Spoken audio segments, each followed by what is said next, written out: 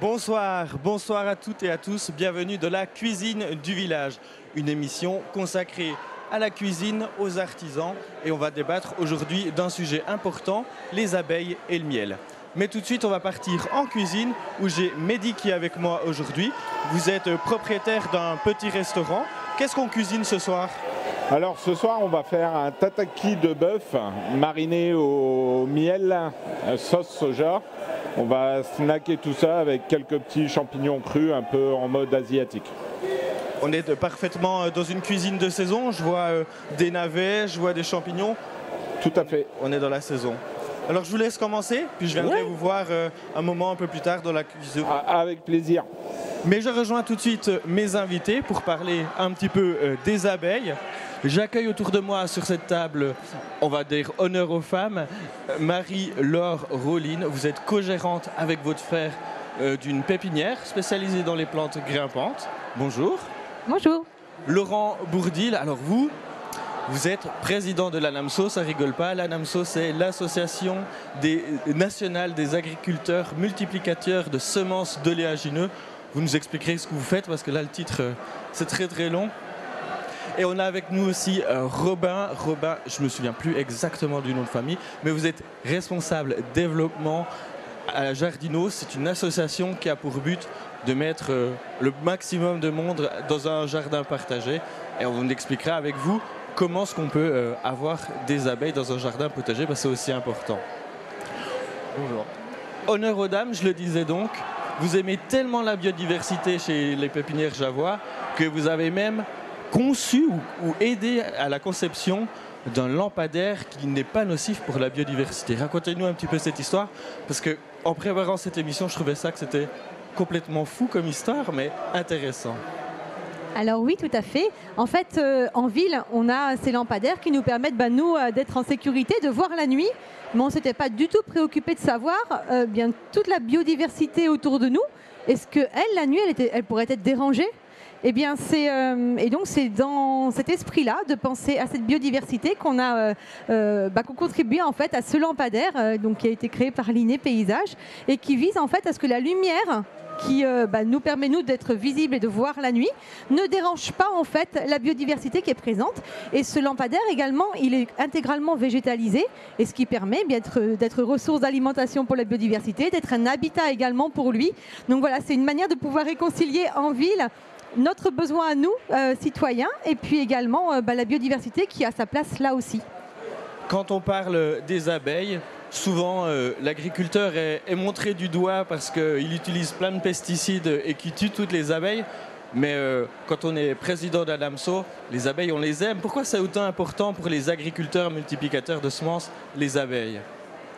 Oui, alors tout d'abord, je rectifie simplement qu'on ne met pas plein de pesticides, on met juste ce qu'il faut pour protéger notre culture. Hein, on dirait justement que le grand public a plutôt tendance à penser qu'on en met plein. Il faut bien noter qu'on protège notre culture pour qu'elle soit en bonne santé, qu'elle se développe, qu'elle fasse de belles fleurs et qui vont servir aux abeilles pour mieux s'alimenter et se nourrir tout au long de l'année. Mais sinon, pour vous expliquer, nous, l'ANAMSO, donc on est une association de producteurs, 3000 agriculteurs, on multiplie 35 000 hectares de tournesol, colza et soja annuellement. Le but, c'est de faire de l'hybridation, c'est-à-dire qu'on a avec les abeilles, on prend le pollen du mâle pour l'amener sur la femelle, et ces semences sont ensuite distribuées, vendues, donc commercialisées, donc soit en France, soit en Europe ou ailleurs, ou à l'international, pour produire donc les graines de consommation qui permettent d'avoir de l'huile dans nos assiettes. On est d'accord que dans l'image un petit peu traditionnelle, on a l'impression qu'on fait les graines avec un pinceau, de la sélection, etc. Vous, ce travail-là, c'est l'abeille qui le fait. Tout à fait. Disons que le système génétique de nos cultures, colza et tournesol, fait qu'elles sont obligées de passer à une fécondation croisée, mais ça ne peut pas, avec leur propre pollen, se féconder, même si le tournesol en consommation peut le faire, mais il sera plus facilement fécondé par un pollen de son voisin que par le sien. D'où l'intérêt, quand on fait de la semence, il y a trois éléments essentiels. Il faut un semencier qui produise la variété, un agriculteur qui la multiplie, et l'abeille qui fait le travail final et le plus important. Voilà. Et les oléagineux, ça fait du bon miel ? Bien sûr que ça fait du bon miel, puis c'est surtout pour les abeilles, c'est le colza, c'est la première floraison qu'on a dans l'année. Ça permet aux abeilles de se ressourcer après l'hiver, de se renforcer, de consolider la ruche pour pouvoir travailler toute l'année. Ça c'est le premier. De là après, elles peuvent passer sur d'autres espèces potagères ou arboricoles.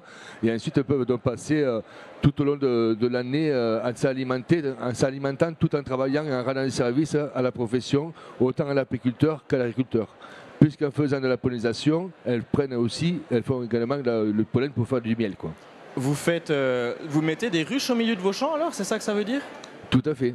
Sur chaque parcelle qu'on multiplie, il y a 2, 3, on n'appelle pas ça des ruches. Globalement, on a une ruche, c'est la boîte. Nous, on appelle ça professionnellement des colonies, puisqu'il y a à l'intérieur entre 50 000 et 80 000 abeilles qui feront le travail, qui sont préparées avant, qui sont préparées avec un travail de contractualisation qui est fait avec l'apiculteur, de façon justement à éviter des problèmes de pesticides ou de mortalité, de manque d'eau sur la parcelle, de pouvoir avoir des parcelles ou des bandes fleuries pour les déposer, pour les accompagner, quoi. Robin, dans un jardin potager, on a besoin d'abeilles, j'imagine aussi, mais c'est la même abeille que dans un champ de colza ou on a aussi d'autres abeilles? Alors tout à fait, au niveau des abeilles, on va avoir l'abeille mellifère qui va être très importante, donc l'abeille qui va nous servir à faire du très bon miel. On va avoir également les abeilles sauvages. Donc on a à peu près en France métropolitaine une espèce d'abeille mellifère et à peu près 1000 autres espèces d'abeilles sauvages. Il faut savoir que ces deux espèces d'abeilles ne vont pas forcément polliniser exactement les mêmes plantes. Donc les deux sont vraiment très complémentaires et nous aident au jardin. Qu'est-ce qu'on peut faire au jardin? Parce que moi j'avoue, j'ai quelques pieds de tomates, alors pas en cette saison, hein, mais à ce moment-là il n'y a plus grand-chose, l'abeille se repose, mais est-ce qu'on peut déjà aussi, nous en tant que jardiniers, aider à accueillir toute cette vie sauvage, des abeilles qui font du miel, mais aussi des abeilles sauvages? Alors, tout à fait, on peut faire beaucoup de choses. Il faut savoir que chez Jardinot, on est des jardiniers amateurs et jardinières amatrices, donc on n'a pas toute la contrainte économique derrière. Donc ce qu'on va faire, c'est ce qu'on appelle chez nous BV DRO, c'est-à-dire B pour biocontrôle. Pas de produits phytopharmaceutiques, hormis ceux qui sont autorisés dans le cadre du biocontrôle. V pour le volume, avoir de la tonte différenciée, un tiers tondu, 2 tiers laissant l'herbe folle. Ou encore essayer de travailler sur les différentes strates étagées. La strate avec les arbres, les arbustes, les buissons, les lianes, les plantes verticales comme le tournesol, qui vont être très intéressantes, avoir des haies.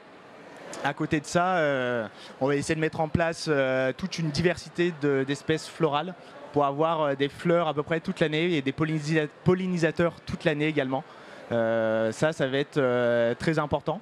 Et à côté de ça, tout ce qui va être déchets verts, on ne va pas parler de déchets verts, on va parler de R pour des ressources vertes. Les branches, les feuilles mortes, tout ça, on va les laisser au sol. On va pouvoir également créer un petit tas au fond du jardin ou les laisser de manière très belle comme une petite haie sèche au milieu d'un jardin familial. Donc c'est super. C'est une petite jungle en fait, c'est plus le jardin que faisait mon grand-père où si c'était pas au cours d'eau, on nous faisait tirer les oreilles quand on était enfant. Moi je me souviens avoir presque pris une règle pour mesurer l'espace entre 2 oignons. Bon, je suis suisse, c'est peut-être aussi la précision suisse, mais est-ce qu'on se retrouve avec un jardin un peu plus naturel, c'est ça ? On va pas vraiment parler de jungle en tant que tel, parce que c'est vrai qu'après derrière, quand on va faire un espace potager, de l'espace potager historique qu'on avait une seule et même parcelle, on va la diviser en plusieurs petites parcelles, en ce qu'on appelle en planches potagères, qui vont faire 1,50 m, 2 mètres de large. Et entre ces planches potagères, on va pouvoir mettre des bandes enherbées, on va pouvoir mettre des petits buissons, des herbes aromatiques, des petits fruits rouges qui sont très ludiques également pour les enfants. C'est juste génial. Je vais retourner à la pépinière. Est-ce qu'aujourd'hui, si on veut planter des plantes grimpantes, puis c'est un peu votre spécialité, est-ce qu'on en trouve des mellifères, puisque c'est le terme, qui attireraient les abeilles? Il y en a dans les plantes grimpantes? Alors oui, bien sûr, les plantes grimpantes, c'est une très très grande famille, on appelle les lianes, et avec une grande diversité botanique et des plantes qui vont vraiment, on va pouvoir trouver des plantes qui fleurissent absolument toute l'année et qui vont pouvoir être vraiment des atouts pour la biodiversité et pour ces plantes mellifères. Donc Voilà, on va penser aux chèvrefeuilles assez naturellement. On a aussi la glycine, des plantes qu'on pense moins, la vigne vierge, et alors d'autres encore moins. Parmi ces végétaux-là, il y a le lierre. Et c'est vrai que c'est souvent une plante que le jardinier en général n'aime pas parce que cette plante, elle peut être parfois perçue comme envahissante. Et pour autant, c'est un végétal qui joue vraiment un rôle fondamental puisqu'il va fleurir à une saison où on n'a pas d'autres fleurs dans les jardins. Et donc, on nous a dit qu'il y avait le colza très tôt dans la saison. Voilà, et le lierre, c'est encore plus tôt dans l'hiver. Donc voilà, on peut vraiment, dans son jardin, y associer plein de fonctionnalités qui vont être autant bien une approche alimentaire dans le cadre du potager, mais aussi avoir cette approche esthétique où on s'y sent bien. Et une grimpante, ça fait de l'ombre, par exemple, pour l'été, c'est très précieux. Et puis, en plus, être pleinement acteur de ce soutien de la diversité, de la biodiversité, et puis l'approche alimentaire pour ces abeilles. On vous retrouve après, mais là, on est vraiment attiré par l'odeur de ce qui se passe derrière nous. Je vais retourner voir mon chef, qu'est-ce qu'il est en train de faire. Chef, ça sent mais vraiment divinement bon. Expliquez-nous ce que vous êtes en train de faire.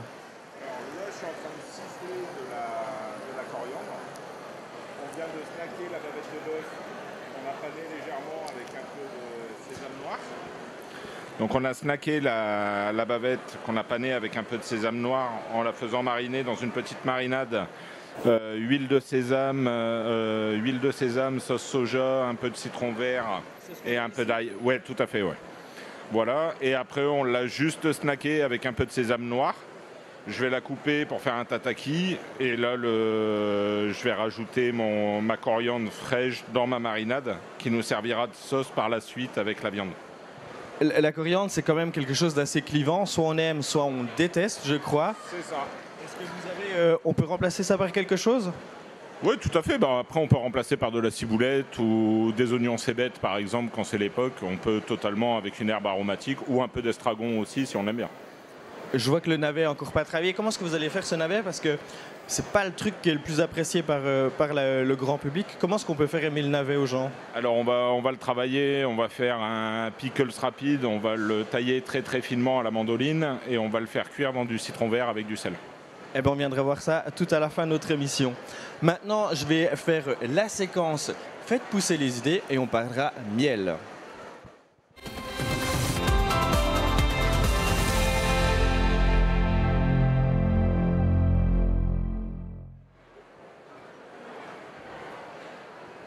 Pour Faites pousser les idées, on va parler de miel. J'accueille Fethi Shamsi. Bonjour. Vous êtes apiculteur, alors vous, les abeilles, c'est tous les jours, toute l'année ? C'est toute l'année, oui. En ce moment, c'est un peu de repos parce que les abeilles ne sont pas en dehors des ruches, mais on les soigne quand même, on visite le rucher régulièrement. Il y a quelques soucis avec les abeilles ces temps, c'est pas trop compliqué. On entend parler de maladies, de ravageurs qui viendraient dans les ruches, c'est pas trop compliqué ces temps ?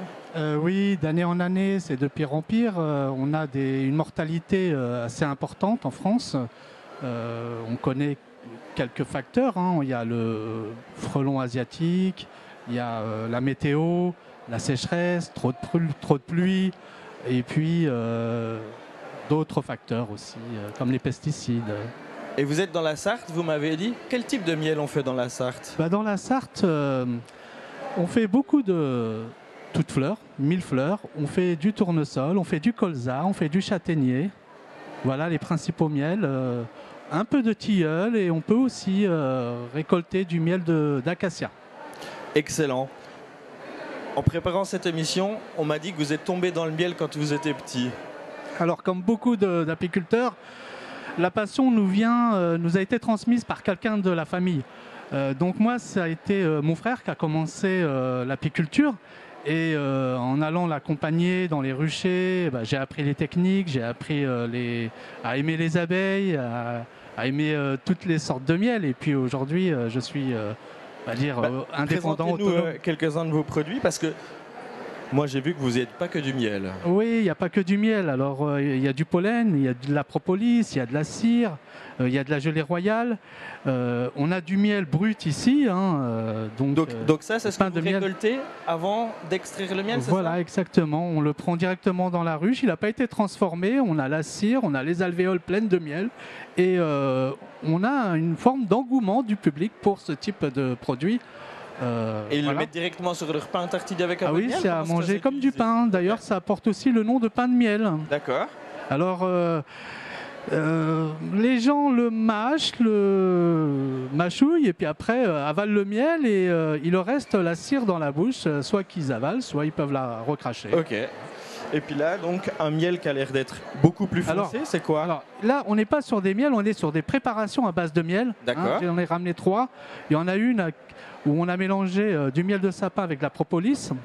Donc on va dire que c'est de l'apithérapie. Les gens Ok. se soignent à la maison avec du miel. Et souvent, les clients me disent moi, je veux un miel pour la santé. Alors, on leur Mais il n'y a pas propose... de mauvais miel. Non, Le miel, c'est de toute façon bon pour la santé. tous les miels sont bons pour la santé, mais si on y ajoute d'autres produits comme la propolis, comme le gingembre, comme le pollen, eh bien ça renforce les propriétés, ça augmente les propriétés médicales, si je peux m'exprimer comme ça, du miel. Et puis alors, j'ai ramené aussi du miel de châtaignier. C'est un miel qui a beaucoup de succès en France, avec le miel, on parlait tout à l'heure de tournesol. Voilà, c'est du miel de tournesol. Bon, je l'ai appelé toute fleur parce que il n'y a pas que du tournesol à l'intérieur. Vous télécommandez pas les abeilles pour dire que vous allez que sur les tournesols. Voilà. Mais si on met des ruches en plein milieu d'un champ de tournesol, on a de 99% de chance d'avoir du miel 100% tournesol. Parce qu'une abeille, ça peut voyager loin. Ça peut aller jusqu'à 3 km autour de la ruche. Et vous aviez combien de ruches en parlant de ruches? J'en ai un peu plus d'une centaine. Ah, quand même. Alors, il faut savoir, on parlait de mortalité tout à l'heure.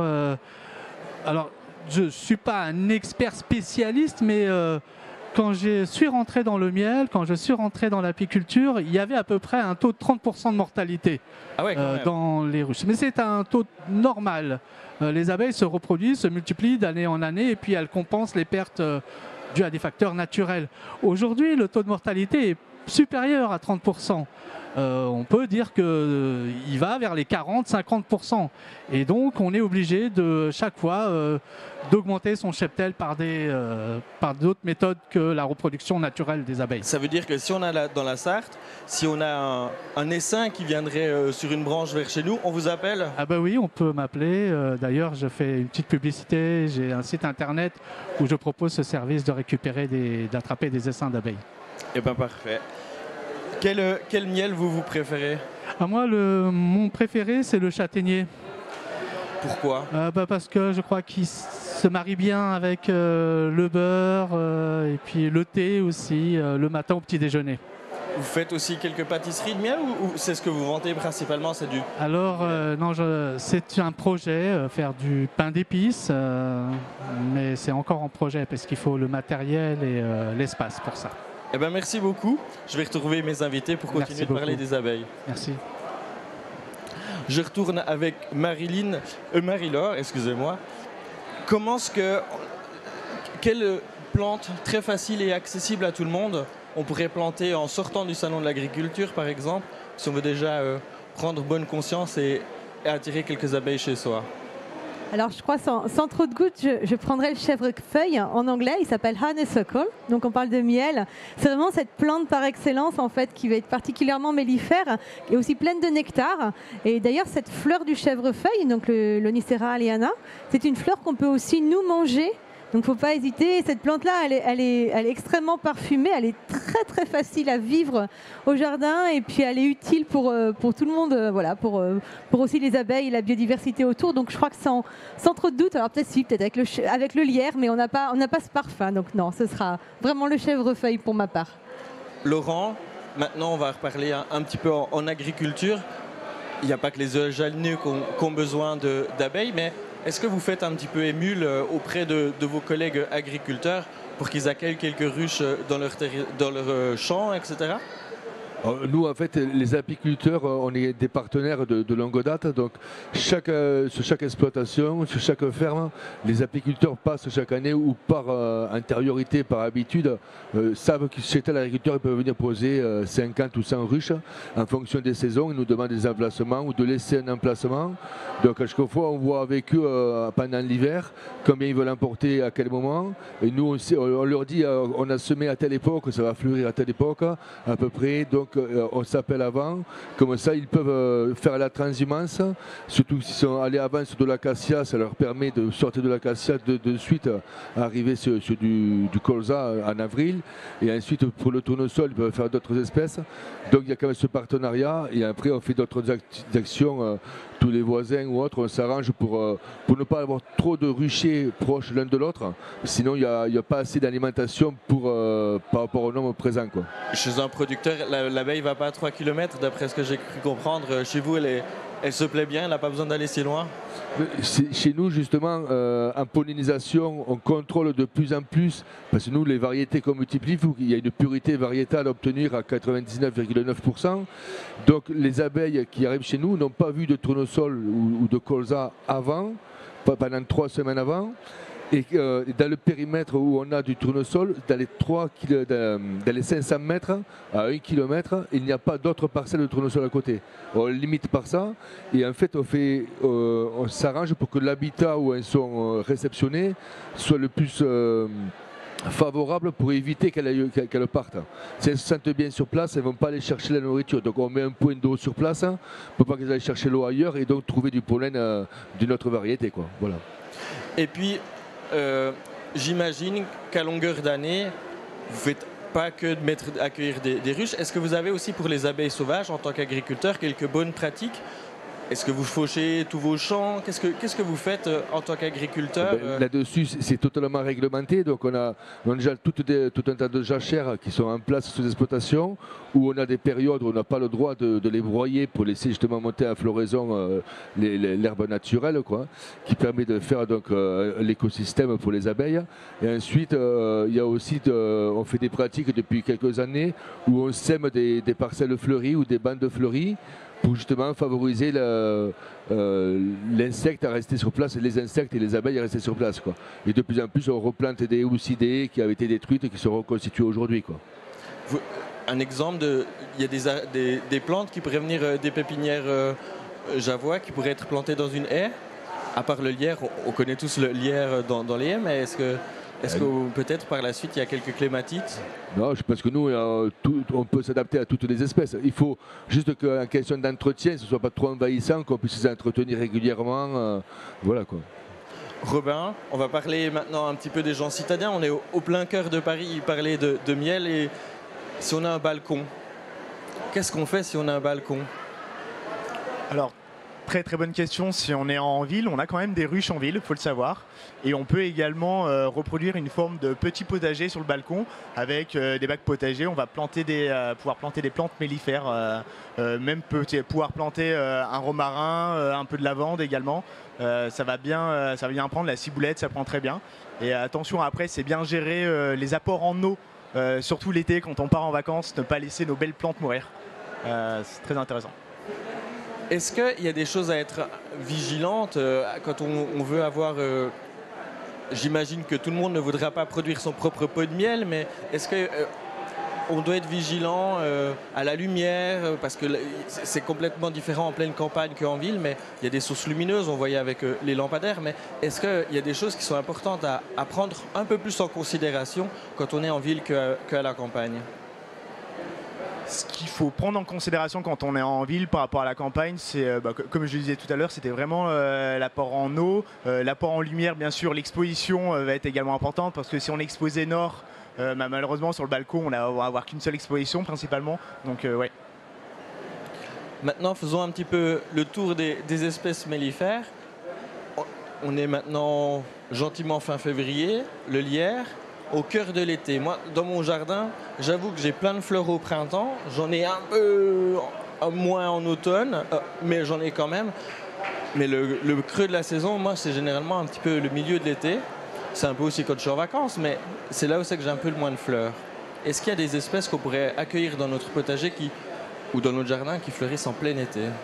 Alors oui, c'est vrai qu'on a beaucoup moins de fleurs en été, la nature veut ça. On a le printemps, les fleurs, et puis au fil de l'été, souvent plus les fruits, voire à l'automne. Et on a, voilà, en fin de printemps, début d'été, on va commencer à avoir les vignes, juin, dans ces moments-là. Et après, dans l'été, moins mellifères, en plantes grimpantes, mais par contre, on va quand même pouvoir retrouver de la passiflore, le fruit de la passion qui va être une plante qui va apprécier beaucoup fleurir dans l'été.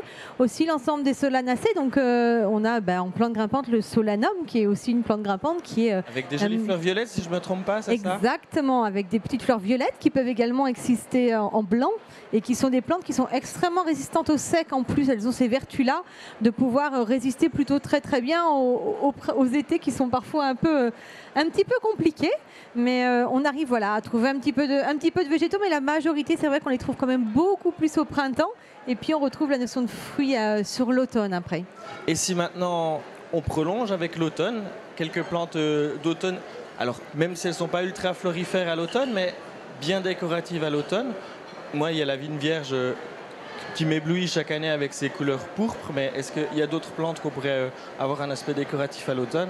Alors oui, à l'automne, il y a plein de plantes d'intérêt pour le jardinier. Évidemment, tous ces feuillages d'automne, donc on parle des vignes vierges, mais on peut parler aussi de la vigne. La vigne, elle va avoir ce feuillage d'automne et on va aussi avoir la récolte du raisin. On aura les kiwis.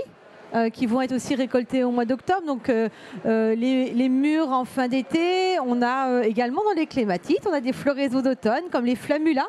Les flammulas sont des clématites blanches qu'on trouve à l'état sauvage dans le sud de la France et qui sont des plantes qui sont très intéressantes aussi à la rentrée au mois de septembre, parfumées et très rustiques également. Donc oui, on arrive un petit peu à trouver toute saison. On a même des plantes qui fleurissent à Noël. On a des clématites qui fleurissent au mois de décembre. Robin, une question qui me paraît un poil osée, on dirait ça comme ça, mais c'est quoi la fausse bonne idée si on va avoir des abeilles dans son jardin? Parce que j'entends dire des fois, il faut y aller à fond, puis après on oublie par exemple d'avoir des successions de floraison. Et qu'est-ce qu'il faudrait vraiment être un poil attentif où on pourrait faire faux certaines choses? Alors c'est vrai qu'au jardin, on va avoir plusieurs fausses bonnes idées. C'est vrai que une des premières, ça pourrait être éventuellement l'hôtel à insectes, qu'on a tendance à pouvoir retrouver un peu de partout. Faut savoir que l'hôtel à insectes, c'est notamment pour les abeilles sauvages et les abeilles solitaires. Et justement, la problématique, c'est que ça va concentrer beaucoup d'abeilles sur un seul et même endroit, et donc développer certaines maladies beaucoup plus facilement, et également servir de garde-manger trop facilement pour les prédateurs de ces insectes. Donc c'est presque une boucherie, un self-service pour les araignées, c'est ça? Ouais, c'est ça, c'est un self-service pour les oiseaux et pour les autres, pour les araignées également. Si on veut y aller un peu plus loin, est-ce que Jardinot propose par exemple une formation pour le b.a.-ba de l'apiculteur ou commencer à avoir une ruche? Alors chez Jardinot, c'est vrai que c'est très intéressant. On a toute une partie jardinage amateur et on a une autre partie également de ruchers avec sur la France 13 ruchers aussi bien collectifs que pédagogiques. Et justement, en s'inscrivant, on va justement apprendre les bonnes pratiques de l'apiculture. Voilà. Eh ben, merci beaucoup. Je crois qu'on va gentiment passer à table. On va aller dresser tout ça avec le chef. Chef, je vois que c'est même déjà dressé. Ça a l'air délicieux. Racontez-nous, on me l'associe ça avec quoi? Alors, en boisson, vous voulez l'associer avec quoi? Alors, on peut partir sur un vin blanc très sec, très vif, pour que la vivacité du vin blanc nous casse un peu justement ce côté sucré du miel.